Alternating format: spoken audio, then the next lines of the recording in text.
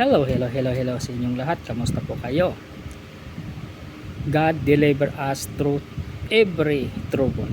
Pagbasa sa kasulatan, Awit chapter 34 verse 19. The righteous person may have many trouble, but the Lord delivers him from them all. Sa Tagalog, marami ng kahirapan ang dinaranas ng matuwid. Sa lahat ng ito'y iniligtas yan ni Yahweh. Ang buong Awit chapter 34 ay isang kanta ng pagpupuri ni David matapos siyang iligtas ng Diyos mula sa panganib habang siya ay nagtatago kay Haring Abinimelech.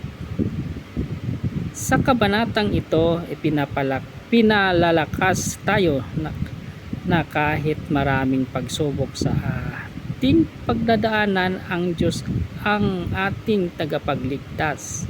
Ang mahalagang mensahe para sa lahat ang pagbabasa ng simpleng ngunit makapangyarihan. Ang Diyos ay laging kasama ng mga matuwid. Hindi niya sila iniiwan sa oras ng kagipitan. Hindi ibig sabihin na exempted tayo sa problema, pero ang pangako niya ay ililigtas niya tayo sa lahat ng ito.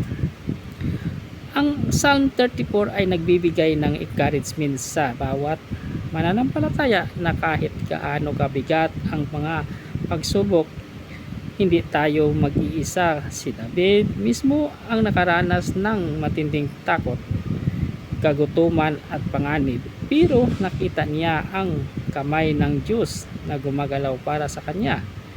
Ang kabanatang ito ang isang palalas sa bawat luha, sa bawat takot, sa bawat laban. May Diyos na nakikinig at sumasagip.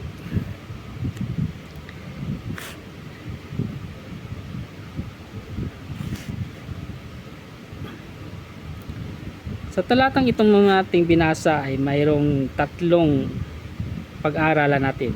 Una, narinig ng Diyos ang panalangin ng matuwid. Pangalawa, malapit ang Diyos sa mga wasak ang puso. At pangatlo, iniligtas ng Diyos ang bawat pagsubok. Ano naman ang application sa ating binasa? Kung ikaw ay dumaraan sa matinding pagsubok, ngayon huwag kang mawalan ng pag-asa. Manalangin ka, kumapit ka at magtiwala sa bawat problema, sa bawat sakit ng puso, sa bawat pagkatalo ng Diyos.